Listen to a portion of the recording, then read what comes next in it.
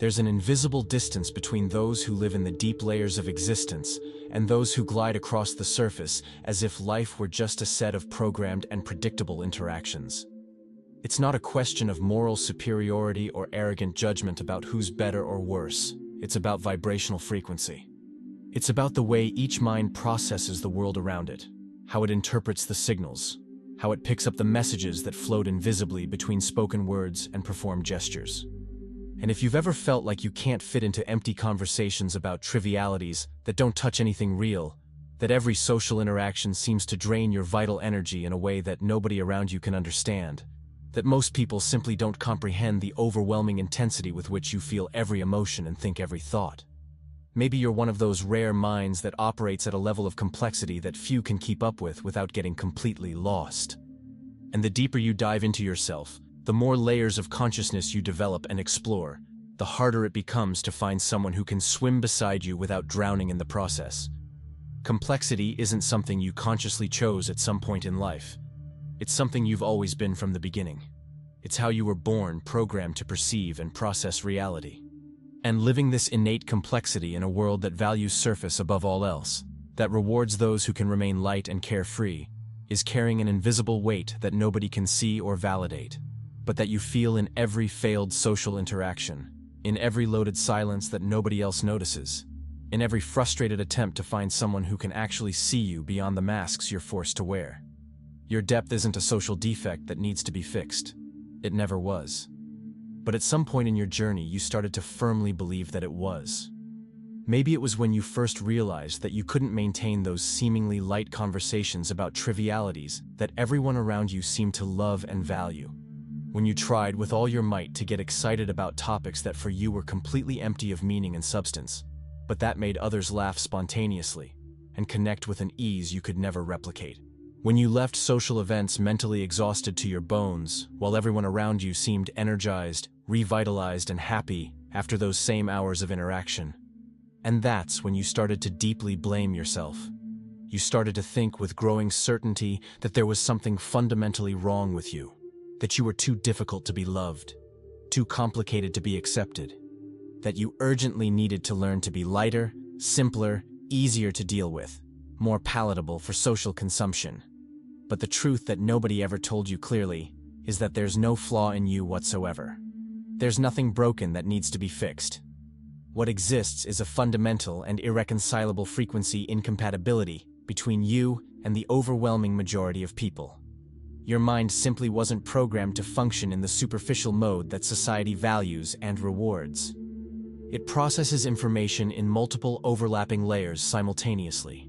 It picks up extremely subtle nuances that others don't even realize exist floating around. It seeks deep meaning and true resonance, where most see only casual interaction without greater purpose. And this naturally creates an almost insurmountable abyss between you and most of the people around you. Not because you're too complicated to be loved or accepted as you deserve, but because you operate in a completely different dimension of consciousness. A dimension where things have existential weight, emotional depth, resonance that crosses through layers, where nothing is just superficial or insignificant, where everything carries multiple layers of meaning that insistently ask to be explored to the bottom. Feeling deeply displaced amid collective superficiality isn't a sign that you need to fix or adapt yourself. It's a clear sign that you simply weren't made to live on the shallow surface where most choose to remain. And the faster you accept this as immutable truth, the faster you'll stop painfully blaming yourself for something that was never your responsibility to correct. There's a weight that nobody sees, an invisible weight of processing everything in multiple layers. While most people interact without thinking much, without analyzing, without dissecting every gesture and every word, your mind is in constant analysis. And it's not something you choose to do. It's automatic. It's as if your consciousness operated in a different mode by default. You can't simply hear a sentence and accept it at surface value. You pick up the tone, the almost imperceptible hesitation before certain words. What wasn't said but hung in the air like a ghostly presence. The subtle contradictions between the chosen words and the body language that accompanies them. You notice when someone is lying not just to you, but to themselves. When they're using social masks so well adjusted that they don't even realize they're wearing them anymore. when they're avoiding feeling something real because the truth hurts too much. And all of this happens simultaneously, in the background, without you having any control. It's constant mental processing that consumes an absurd amount of energy. While others leave a 10-minute conversation calm and rested, you leave mentally drained because your mind literally processed 50 layers of information that nobody else was picking up. You analyzed micro-expressions. You detected unverbalized emotions. You mapped power dynamics. You identified insecurities masked by arrogance. You noticed unacknowledged fears hidden behind forced laughter. And all of this required every gram of available mental energy from you. And the worst part is that this exhaustion is completely invisible. Nobody understands why you're drained after an interaction that for them was simple and unimportant. Because for them it really was simple. They operated on the surface. You dove into the depths. And carrying this invisible weight every day, without anyone recognizing or validating how much you're struggling just to exist in social spaces, is one of the loneliest forms of exhaustion that exists. Empty conversations drain your vital energy in a way that superficial people will never understand. For you, small talk isn't just dull or boring. It's physically exhausting. It's like trying to breathe in an environment without oxygen. Like being trapped in a place where the air is thin and every breath requires conscious effort. Every sentence about the weather, about trivial gossip, about subjects that lead nowhere and don't touch anything real, functions as mental noise that blocks your ability to function fully. It's as if your mind was designed to process substance, and when you force it to process emptiness, it collapses. And it's not arrogance to reject these conversations. It's not you thinking you're superior or too special for normal interactions. It's pure self-preservation. It's recognizing that your energy is a finite and limited resource, and that wasting it on empty exchanges that don't nourish anything inside you is a form of violence against yourself. You don't reject connection. On the contrary, you desire connection more intensely than most people. What you reject is the illusion of connection. That empty social performance where people pretend to be present, pretend to be interested, pretend to be connected, but are just filling the silence with words without substance because they're afraid of what the silence might reveal. And when you're trapped in environments like that, surrounded by conversations that don't touch anything real, you feel an emptiness expanding inside you. An emptiness that hurts, that weighs, that makes you question if it's worth continuing to try. Not because you're physically alone, but because you're accompanied by people who can't reach you. And that's one of the worst types of loneliness that exist. The loneliness of being surrounded by people, but completely isolated in your depth. The loneliness of speaking and not being heard, of offering yourself and not being seen, of seeking substance and receiving only surface. You see contradictions that others comfortably ignore. And this is one of the heaviest curses of being a complex person. You notice when what people say doesn't match minimally with what they do. When they use completely different masks depending on the context and audience. When they build elaborate narratives about themselves that don't correspond at all to observable reality. And the most disturbing thing isn't even that these contradictions exist. It's that most people accept these inconsistencies without questioning a single time. They live comfortably in incoherence. They say one thing and do another without feeling any cognitive discomfort. They defend values they violate daily. They judge behaviors in others that they practice without any sense of hypocrisy. And all of this happens with a frightening naturalness. But you can't ignore it. Your mind won't let you pretend you didn't see. It registers every contradiction, every inconsistency, every lie that people tell themselves so they can sleep at night. And this makes it almost impossible to trust connections that seem built on convenient lies. They're not malicious lies. They're not people trying to deliberately deceive you. They're lies that society accepts as normal. The lies that keep everything running smoothly on the surface. The lies that allow people to avoid looking at their own shadows. But you don't function on the surface. You function where real things happen. And down there, all these contradictions scream too loud to be ignored. They echo, they disturb, they destroy any possibility of genuine trust. There's a brutal difference between conscious solitude and empty company. A difference that most people don't understand because they've never deeply experienced both. Conscious solitude is the one you deliberately choose. It's the space you intentionally create to preserve your integrity. It's deciding to be alone so you don't have to betray who you are. So you don't have to wear masks. so you don't have to dilute yourself. And this solitude doesn't corrode. It doesn't destroy you inside. On the contrary, it nourishes. It allows you to breathe without needing to control every breath. It returns you to yourself after hours of pretending to be a palatable version of who you really are. It's a sanctuary where your essence can exist without judgment and without the need for translation. But loneliness amid the crowd is completely different. It's being surrounded by people and feeling a devastating emptiness, because nobody there can truly see you. It's smiling while dying of thirst for real connection. It's speaking and feeling that your words pass through people without touching them, as if you were a ghost trying to communicate with the living. It's being physically present but emotionally isolated to a degree that nobody around can perceive. And this loneliness corrodes. It slowly consumes you from inside. Because you're giving everything of yourself, you're offering yourself completely, but you're not being received.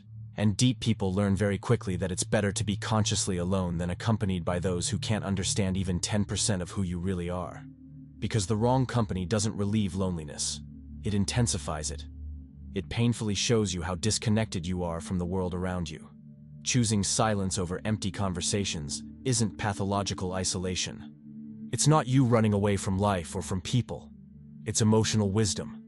It's recognizing that your presence has too much value to be wasted in places that don't honor it. It's understanding that being alone, preserving who you are, is worth infinitely more than being accompanied losing pieces of yourself. Your sensitivity picks up what isn't said. And this transforms every interaction into an extremely intense experience that most people will never experience. You read energy. You feel when someone is uncomfortable, even if they're smiling and saying everything's fine. You notice unverbalized tensions that hang in the air like heavy clouds. You pick up the weight of loaded silences and the falseness of forced laughter. You identify when someone is present only physically but mentally is miles away. You detect when the words say one thing but the tone says something completely different. And all of this happens simultaneously, creating a sensory and emotional experience that is overwhelming. While others navigate superficially through social interactions, paying attention only to explicit verbal content, you're diving into deep waters all the time. You're processing layers of communication that most don't even know exist. And this is an extraordinary gift. The ability to read people this way, to understand what's really happening beyond social masks, to perceive truths that nobody is saying out loud, is something rare and valuable. But it's also a heavy burden. Because when nobody around operates on the same frequency, when nobody else is picking up these subtle cues, you're completely alone with all this perception. You try to share what you're feeling. You try to explain that there's more happening than what's being said. But people look at you as if you're overcomplicating things, as if you're seeing things that don't exist, as if you're creating drama where there is none. But you know you're not making anything up. You know you're picking up something absolutely real. And the frustration of not being able to communicate this perception to those who don't have the same sensitivity is crushing. It's like being the only person in a room who can hear a loud and disturbing sound while everyone else tells you everything's silent. If you're enjoying this content, you might also like our exclusive material that's in the first pinned comment. The exhaustion of translating your depth is something almost nobody talks about. But it's real. It's visceral. It's the accumulated tiredness of constantly simplifying your thoughts so others can follow without getting lost. It's painfully realizing that if you speak the way you really think, using all the complexity that your mind naturally operates with, people will find you strange, complicated, difficult, heavy. So you learn to dilute yourself, to chew your ideas before offering them, to remove layers and more layers of complexity until only simple and acceptable fragments remain that won't bother anyone. And this process of constant translation creates an emotional fatigue that is absolutely devastating. Because you can never simply be. You always need to translate, adapt, simplify, moderate, soften. And nobody makes this effort for you. Nobody tries to rise to your level of complexity. Nobody makes an effort to understand the way you really think. The effort is always unilateral, always yours. Always you going down, down, down until you find a point where communication is possible. And this is deeply unfair. It's unsustainable in the long term. Because every time you dilute yourself like this, you lose a piece of yourself. You start to forget what it's like to think with all your depth without needing to moderate. You start to internalize the idea that who you really are is too much. And eventually you realize you can't keep doing this. That you can't keep diluting yourself to fit into conversations that don't accommodate who you really are. That you need to find spaces and people who allow you to exist in your totality, without the need for constant translation. You seek truth, and they seek comfort. This is a fundamental difference that makes genuine connection almost impossible with most people. While you question everything, analyze deeply, seek coherence and authenticity in every area of life, most people prefer to keep up appearances. They prefer to live in comfortable illusions because truth hurts, and they don't want pain. Don't want discomfort. They want stability. They want predictability. They want to be able to wake up every day and pretend that everything's okay, that their lives have meaning, that their choices were correct, that they're not wasting their time on things that don't matter. But you can't do that. Your mind simply doesn't accept comforting lies. It goes after the truth, even when it hurts. Even when it deconstructs narratives that everyone accepts without questioning. Even when it exposes contradictions that are more comfortable to leave hidden. And this puts you in constant conflict with a world that collectively chose denial over truth. A world where pretending everything's fine is more valued than acknowledging that many things are deeply wrong. And it's not arrogance on your part to seek truth. It's not you thinking you're better than others. It's necessity. You need truth like you need air to breathe. You can't live in lies, even if they're socially accepted lies. And most people suffocate in truth. It confronts them with things about themselves they don't want to see. So they choose to live on the surface where they don't have to face it. And you remain alone in the depths, carrying truths that nobody wants to hear. Meaningful silence is worth infinitely more than purposeless noise. You understand this viscerally, but most people don't understand. For you, a silence loaded with presence is the purest form of true communication. It's being with someone without needing to fill every second with empty words just to avoid discomfort. It's sharing a space where essence speaks louder than noise. It's allowing connection to happen without forcing, without performing, without needing to prove anything. But superficial people have a deep fear of silence. They need to constantly fill it with chatter because silence confronts them with the internal emptiness they spend their whole lives trying to avoid. Silence forces you to be with yourself, and many people can't stand their own company, so they talk. They talk non-stop. They talk about nothing, just to keep the emptiness at a distance. And when you value these silences, when you don't feel a compulsive need to speak just to speak, this is frequently misinterpreted in painful ways. They call you cold, distant, uninterested, antisocial. But the truth is completely opposite. You're too interested. So deeply interested that you don't want to contaminate the depth of the moment with unnecessary words. You want to be truly present. And true presence sometimes asks for silence. This understanding is extremely rare. And those who don't have it will never understand why you prefer meaningful silence to constant noise that leads nowhere. The illusion of belonging charges too high a price. And at some point in life, you need to consciously decide if you're willing to pay that price. Forcing yourself to fit into superficial groups generates progressive and devastating internal fragmentation. You start to lose essential pieces of yourself. Your identity dissolves because you're constantly performing a diluted, edited, and falsified version of who you really are. And the belonging you achieve this way is completely false. Because it's not you who belongs to that place. It's the mask you created. It's the palatable and socially acceptable version you carefully built to not bother anyone. And keeping that mask functioning requires you to betray your own essence every day. It requires you to hide what you really think, to moderate what you really feel, to never show the complete depth of who you are. The price of being accepted in places that don't honor your complexity is giving up everything that makes you who you are. And eventually, after paying this price for long enough, you realize it's not worth it. That it's better to be completely authentic and misunderstood than to be accepted living an elaborate lie. Because in the end, the person who most needs to accept you isn't out there. They're in here. And you can't accept yourself while you're betraying your essence to please people who will never truly know you anyway. Your pattern of intimacy deeply scares those who live on the surface. And you've already noticed this painfully in several failed attempts at connection. When you seek intimacy, you seek it for real. You don't want half a connection. You don't want superficial relationships where you only share the safe parts of yourselves. You want real and raw vulnerability, total and unquestionable presence.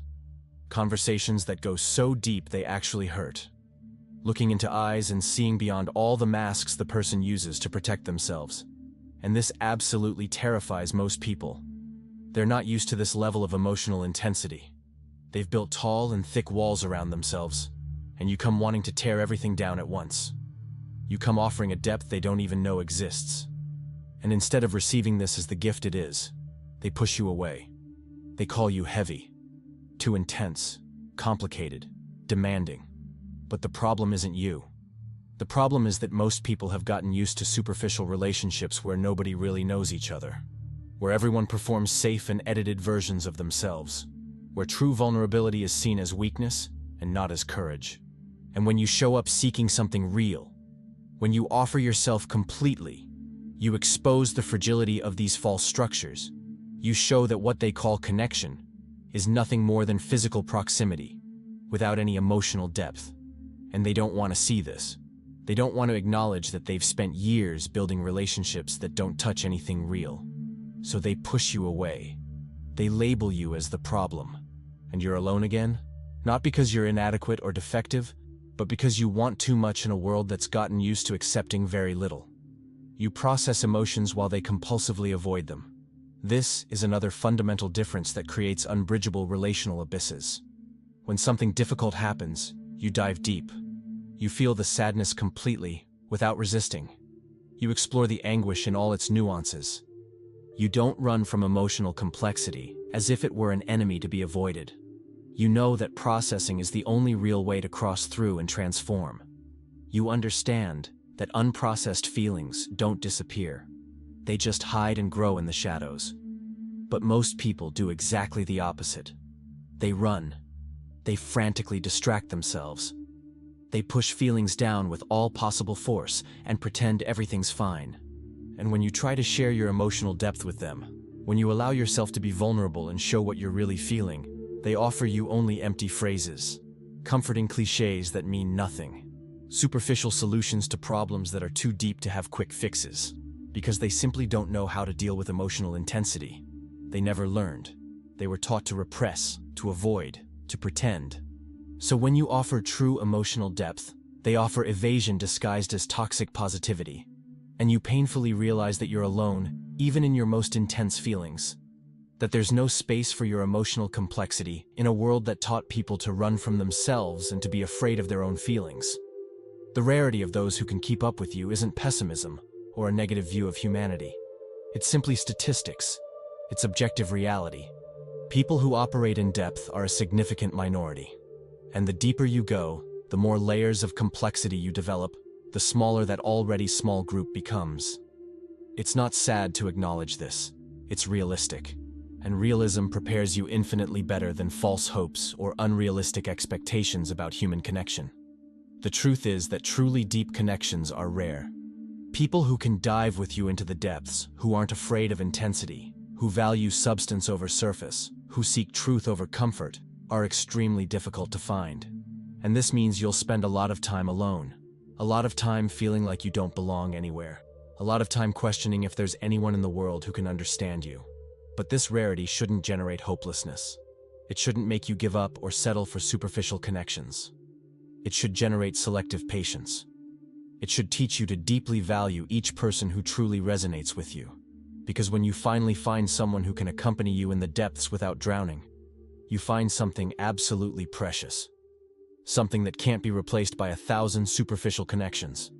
And it's definitely worth waiting for. It's worth spending years alone if in the end you find a connection that completely honors who you are. Social masks suffocate you in a physical and visceral way. It's not poetic metaphor. It's an absolutely real sensation in your body. When you're in superficial environments, forced to wear masks to adapt and not bother anyone, you feel a growing pressure in your chest. An emotional claustrophobia that intensifies minute by minute. It's as if the walls were slowly closing in around you. As if the air were progressively becoming thinner. As if you were being compressed until you fit into a space smaller than you actually occupy. Because you're not breathing with your essence. You're literally holding your breath so as not to bother. You're compressing yourself to fit into expectations that were never made for you. And these social masks function as invisible prisons that completely block your emotional oxygen. Every second wearing them is a second you're not being you. And your body knows this. It registers. It reacts. It sends increasingly urgent warning signals. Your heart races. Your breathing becomes shallow. You feel an almost desperate urge to run away, to tear off the mask, to breathe freely again. And when you finally manage to remove these masks, when you're alone again and can go back to being who you really are, it's not rebellion. It's not you being difficult or antisocial. It's pure vital survival necessity. It's choosing to breathe instead of slowly suffocating. It's recognizing that your authenticity is non-negotiable, that you can't keep betraying who you are just to be accepted in places that will never truly know you. You don't romanticize, you recognize patterns that really exist. And this needs to be said clearly because they'll always accuse you of overthinking, of complicating things, of creating problems where they don't exist, of seeing things nobody else sees. But the truth is, you're not creating anything at all. You're seeing what's already there. You recognize behavioral patterns. You connect dots that seem isolated but reveal larger dynamics. You notice cycles that repeat. You identify inconsistencies between discourse and action. You pick up relational dynamics that really exist, but that most prefer to consciously ignore. It's not complication. It's sharp perception. It's expanded consciousness. It's the ability to see beyond superficial appearances. And simplifying reality just to comfort people who don't want to see the truth would be deeply dishonest with yourself.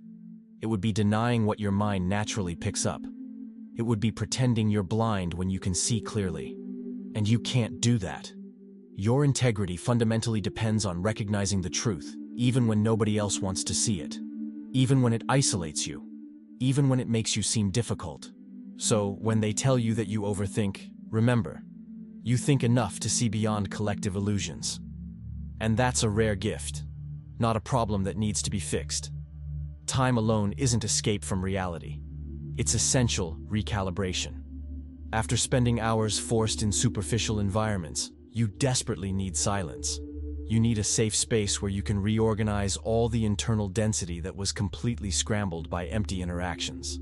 Your mind needs to process everything it picked up during the day. It needs to clean the external noise that accumulated. It needs to separate what's yours from what you absorbed from others. It needs to find itself again, because you spent so much time being who others needed you to be, that you started to forget who you really are. And this deliberate isolation isn't pathological. It's not a symptom of some psychological problem. It's not you being antisocial or running from responsibilities. It's absolutely functional and healthy. It's what keeps you whole when everything around tries to fragment you. People who live on the surface don't understand this need. They think you're avoiding the world, that you're afraid to live, that you need to go out more, connect more, socialize more, but they don't understand that you're not avoiding anything. You're preserving yourself. You're creating a sacred space where you can exist without masks, without translations, without needing to dilute yourself to fit. And this space is absolutely necessary for your mental and emotional health. It's what allows you to return to the world without completely losing who you are. Real connection requires true presence, not empty social performance. And this is the standard you tirelessly seek. You don't want someone who just shows up physically but is mentally somewhere else. You want someone who's truly present, someone who looks at you and really sees you beyond social masks, who listens not just to your words, but to what's behind them, to what you're not managing to verbalize, who feels your energy without you needing to explain every detail. But the absolute majority of relationships are built on elaborate performances. People pretending to be present while they're mentally somewhere else entirely. People saying exactly what they think you want to hear, instead of speaking their truth. People maintaining a safe emotional distance while simulating proximity and intimacy. And you can't accept this. Your need for authentic and complete presence naturally eliminates 99% of possible connections. And that's perfectly fine. Because the deep quality of that remaining 1% is worth infinitely more than the superficial quantity of all other connections combined. Your complexity is a sacred invitation, not a social barrier. And understanding this changes absolutely everything. For a long time you believed that your depth pushed people away. That you needed to be simpler, lighter, easier to deal with to be loved and accepted. But the truth is completely different. Your depth doesn't push away the right people. It naturally filters out the wrong people. It functions as a powerful beacon that signals your frequency to those who also operate in complexity and seek substance. And by remaining absolutely true to your complex essence, you're not isolating yourself from the world. You're positioning yourself strategically so that only those who truly resonate with you can find you. The goal was never to adapt to the superficial. It was never to dilute yourself to be more palatable. It was to exist so authentically, so completely, so intensely, that you become recognizable to those who operate on the same deep frequency. And when these rare people finally appear, when you find someone who can dive with you without fear, you realize with absolute clarity that it was completely worth not diluting yourself, that it was worth remaining complex, deep, intense, difficult, because it was exactly this that allowed true connection to happen. It was your unwavering authenticity that created the space for something real to flourish. Being complex in a world that values and rewards the surface isn't easy. You'll feel deeply alone many times. You'll insistently question if there's something fundamentally wrong with you. You'll get tired of having to translate your depth so others can understand fragments. You'll doubt if it's worth continuing to be who you are when it would be so much easier to just adapt. But deep down, in a place that no doubt can reach, you know you can't be different. Your essence simply doesn't accept living on the surface. It can't breathe in shallow waters. And even though it's extremely difficult, even though it's lonely most of the time, there's a deep integrity in remaining true to who you are.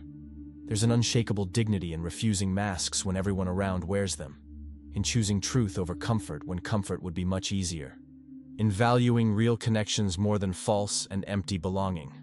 And one day, when you finally find someone who can accompany you in the depths without drowning, you'll understand with absolute clarity that every moment of solitude was completely necessary, that every refusal to dilute yourself was a profound act of self-love, that your complexity was never the problem, it was always the filter. And the few who cross through that filter maintaining their own depth are literally the only ones who really matter. If this video touched something real and deep inside you, subscribe to the channel and leave your like. Because content like this needs to reach those who truly resonate with this depth. And if you want to continue exploring these deeper layers of existence, you know where to find us.